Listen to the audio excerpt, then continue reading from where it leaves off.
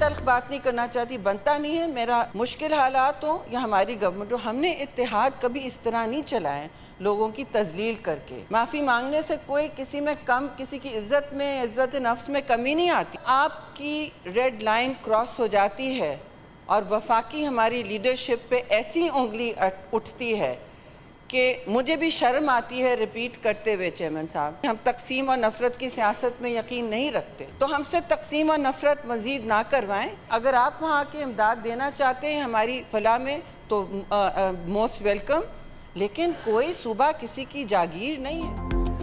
Peoples party اور نون league کے اختلافات کی پارلیمنٹ میں گونج۔ شہری رحمان نے کہا پنجاب اور سندھ میں الفاظ کی جنگ وفاق کو متاثر کر رہی ہے۔ پیپلز پارٹی نے متحد رہنے کی ہر ممکن کوشش کی۔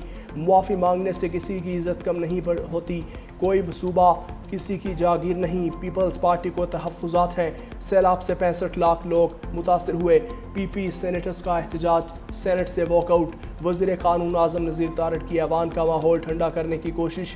کہا پیپلز پارٹی والے ہمارے بہت قریب ہیں، مسائل حل کریں گے، اپوزیشن کے دوستوں کو خوش ہونے کی ضرورت نہیں، احتجاج کرنا ہر کسی کا حق ہے۔ رانا ثناء اللہ نے تفصیلی بیان دے دیا تھا، دوست منائے جائیں گے تو پیپلز پارٹی ارکان واپس آ جائیں گے۔ اسپیکر چیمبر میں حکومت اور پیپلز پارٹی کے درمیان مذاکرات بے نتیجہ ختم۔ رانا ثناء اللہ کہتے ہیں وزیر اعظم کل وطن واپس آ کر پیپلز پارٹی کے تحفظات پر بات چیت کریں گے۔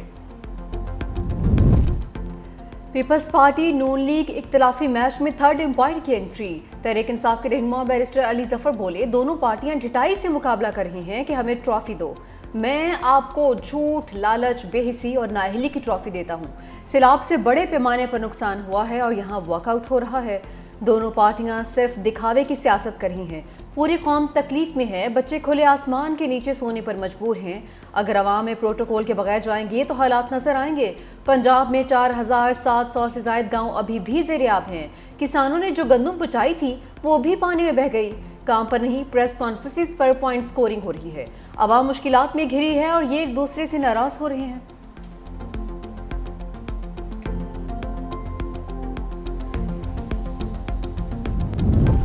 قومی اسمبلی میں بھی اختلافات کی بازگشت۔ راجہ پرویز اشرف بولے کوئی یہ نہ سمجھے کہ ہمیں دیوار سے لگا لے، ہم نے مارشل لا دور میں بھی اپوزیشن کی ہے، ہم خیر، عزت اور احترام کی بات کرتے ہیں، ایسا نہ ہو صوبائیت کی بو پھیلے اور وفاق کمزور ہو جائے۔ پیپلز پارٹی کا سینٹ کے بعد قومی اسمبلی سے بھی واک آؤٹ۔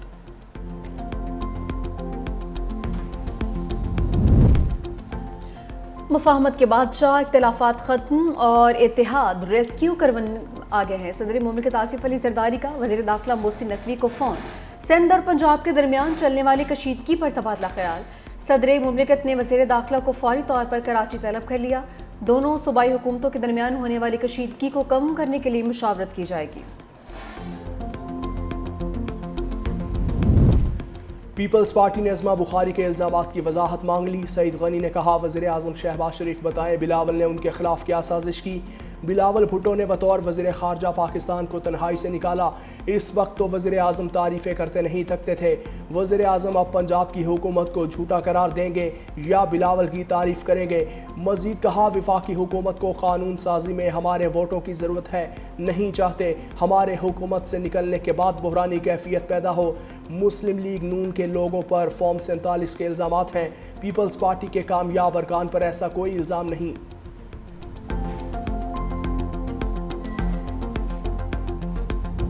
سارے صرف پریس کانفرنس سے کر رہے ہیں، ان سے آپ سب بھی جاتے ہیں، ان سے کبھی پوچھئے گا آپ نے سیلاب متاثرین کے لیے ابھی تک کیا کیا ہے؟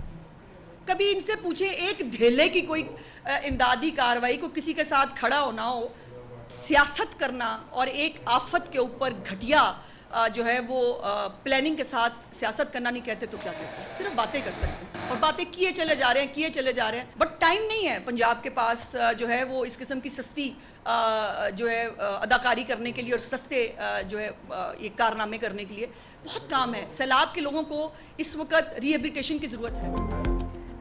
جیسی بات کریں گے ویسا جواب آئے گا۔ وزیر اطلاعات پنجاب اسما بخاری کا جوابی وار، کہا کہ آپ کا حال آدھا تیتر آدھا بٹیر والا ہو گیا ہے۔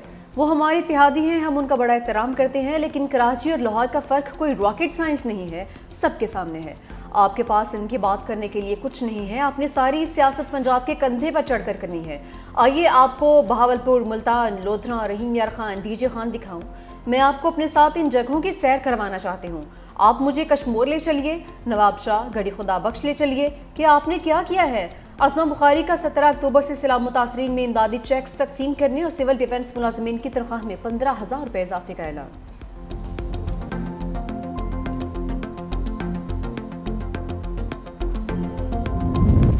پنجاب میں گھر بن رہے ہیں اور نہ سیلاب متاثرین کو سولر پینل مل رہے ہیں۔ سینئر وزیر سندھ شرجیل میمن نے بھی لفظی تیر برسا دیے، کہا صرف بھاشن دیے جا رہے ہیں۔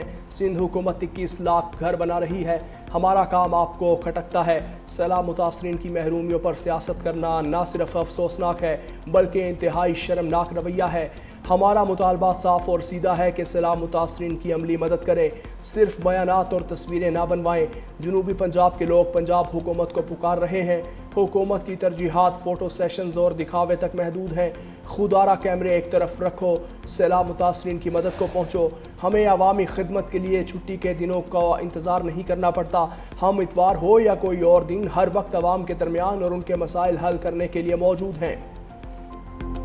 پاک ملیشیا تعلقات میں خوشگوار موڑ، تجارت سمیت مختلف شعبوں میں تعلقات مضبوط بنانے پر اتفاق، مختلف معاہدوں اور مفاہمتی یادداشتوں پر دستخط۔ وزیراعظم شہباز شریف نے کہا کہ ملیشیا کے تجربات سے استفادے کے لیے مشترکہ منصوبوں پر کام کرنا چاہتے ہیں۔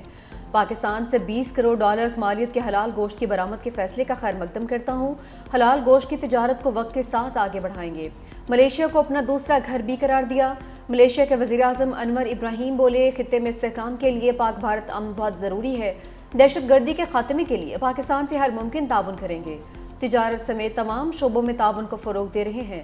ہم دونوں چاہتے ہیں غزہ کے فلسطینیوں کی مشکلات کم ہوں۔ وزیراعظم شہباز شریف کا پاکستان ملیشیا بزنس فورم سے بھی خطاب، ملیشین سرمایہ کاروں کو پاکستان میں سرمایہ کاری کی دعوت بھی دی۔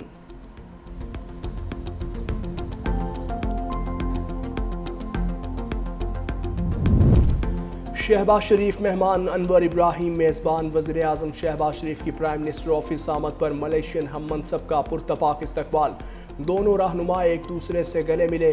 ملیشیا کے مسلح افواج کے دستے نے گارڈ آف آنر پیش کیا۔ دونوں ملکوں کے قومی ترانے بجائے گئے۔ وزیر اعظم کا ملیشیا کے وزراء اور دیگر حکام سے مصافحہ۔ شہباز شریف کی ملیشیا کے وزیر اعظم کی کتاب کے اردو ترجمے کی تقریب رونمائی میں بھی شرکت۔ وزیر اعظم شہباز شریف نے ملیشین وزیر اعظم کی فرمائش پر علامہ اقبال کے اشعار بھی پڑھے۔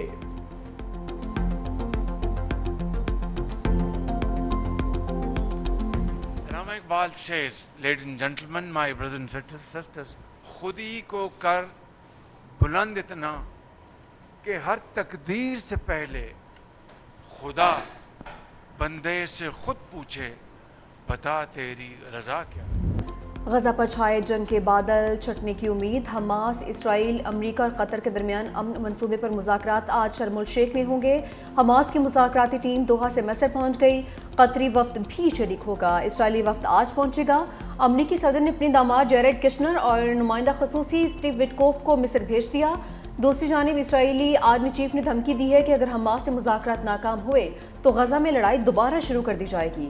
عرب میڈیا نے دعویٰ کیا کہ حماس بین الاقوامی نگرانی میں غیر مسلح ہونے پر رضامند ہو گئی ہے۔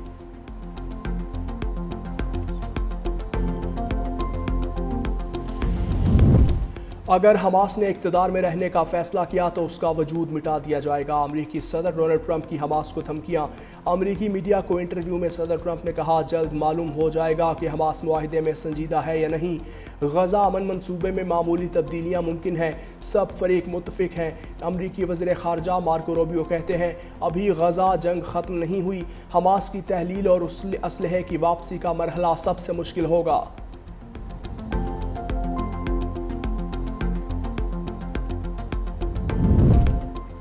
امن معاہدے پر پیش رفت کے باوجود سفاک اسرائیل غزہ پر حملوں سے باز نہیں آیا۔ 24 گھنٹوں کے دوران مختلف کارروائیوں میں مزید 73 فلسطینی شہید، 156 زخمی ہو گئے۔ اسرائیل نے فلسطینی فٹ بال فیڈریشن کے ہیڈ کوارٹرز کو بھی نشانہ بنایا ہے۔ غذائی قلت کے باعث ایک اور فلسطینی جان کی بازی ہار گیا۔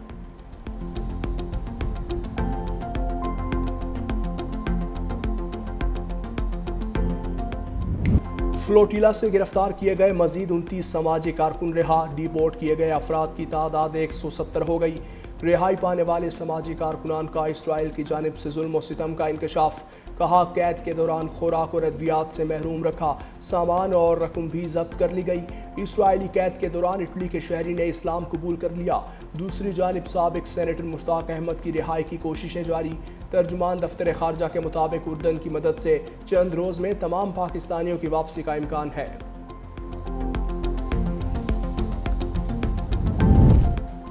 بھارت کی جانب سے کسی قسم کا ایڈونچر خارج از امکان قرار نہیں دیا جا سکتا، لیکن بھارت کچھ کرنے سے پہلے اپنے نقصان کے بارے میں ضرور سوچے گا۔ وزیر دفاع خواجہ آصف کہتے ہیں، ہم نے بھارت کو جو نقصان پہنچانا تھا پہنچا دیا۔ سیاسی طور پر مودی سرکار کو بہت زیادہ نقصان ہو رہا ہے۔ بھارتی عوام ان سے پوچھ رہے ہیں ملک کے ساتھ کیا کیا ہے۔ بھارتی عالمی سطح پر تنہا ہو رہا ہے اور پاکستان کو مختلف ممالک کی جانب سے پذیرائی مل رہی ہے۔ مزید کہا کہ غزہ میں جس دن امن ہوا، اسرائیلی وزیراعظم کی اینڈ گیم شروع ہو جائے گی۔ سابق سینیٹر مشتاق احمد کی رہائی کے لیے کوششیں جاری ہیں۔ پاکستان کبھی اسرائیل کو تسلیم نہیں کرے گا۔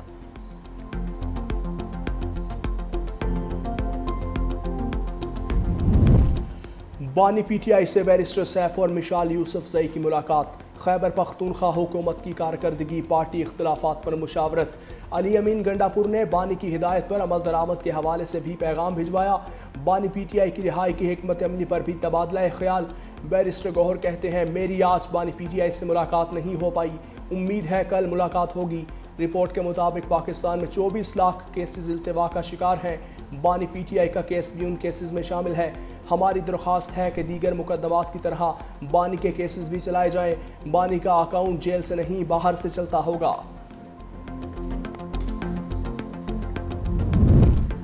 سپریم کورٹ کے فیصلے حتمی اور غور و فکر کے بعد دیے جاتے ہیں۔ مخصوص سیٹوں کے فیصلے کے خلاف حکومتی اپیل مسترد کرنے کا تفصیلی اختلافی نوٹ جاری۔ جسٹس عائشہ ملک اور جسٹس عقیل عباسی نے بینچ کی تشکیل کو عدالتی اصولوں کے منافی قرار دے دیا۔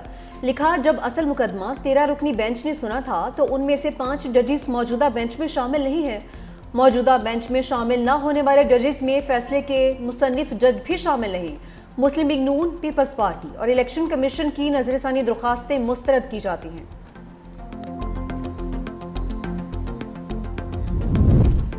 سنجانی جلسہ کیس میں عمر ایوب، شیخ وقاص اکرم اور زرتاج گل کے وارنٹ گرفتاری جاری۔ اسلام آباد کی انسداد دہشت گردی عدالت نے پی ٹی آئی رہنماؤں کو گرفتار کر کے پیش کرنے کا حکم دے دیا۔ جج طاہر عباس سپرا نے ریمارکس دیے، سماعت کے دوران ملزم ایک مرتبہ بھی عدالت پیش نہیں ہوئے، مزید سماعت 20 اکتوبر تک ملتوی۔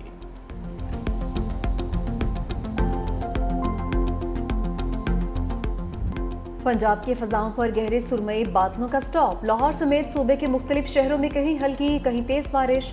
فیصل آباد میں چھت گرنے سے 2 بچے جاں بحق، 7 افراد زخمی ہو گئے۔ اسلام آباد، راولپنڈی، سیالکوٹ، گجرانوالہ، ملتان، وہاڑی میں بارش کے بعد گرمی کا خاتمہ۔ ناروال، شکرگڑھ، جھنگ، پنڈ دادن خان، راجن پور، چیچا وطنی میں بارش کے بعد نشیبی علاقوں میں پانی جمع۔ فیڈر سٹرپ کرنے سے کئی علاقوں میں بجلی کے نظام بھی درہم برہم۔ مظفر آباد، مالم جبہ، کالام، چترال سمیت پہاڑی علاقوں میں موسم سرما کی پہلی برف باری۔ محکمہ موسمیات نے بارشوں کا سلسلہ کل تک جاری رہنے کی پیشگوئی کر دی۔ سمندری طوفان شکتی کراچی سے مزید دور چلا گیا۔ اگلے 24 گھنٹے کے دوران سمندری طوفان ڈپریشن میں تبدیل ہو جائے گا۔ طوفان کے زیر اثر سندھ اور بلوچستان کے ساحلی علاقوں میں ہلکی بارش کا امکان۔ ماہی گیروں کو مزید 24 گھنٹے کے لیے گہرے سمندر میں جانے سے روک دیا۔ ادھر کراچی میں ٹھنڈی ہواؤں نے موسم خوشگوار کر دیا۔ مطلع جزوی ابر آلود، محکمہ موسمیات کی ہلکی بارش کی پیشگوئی۔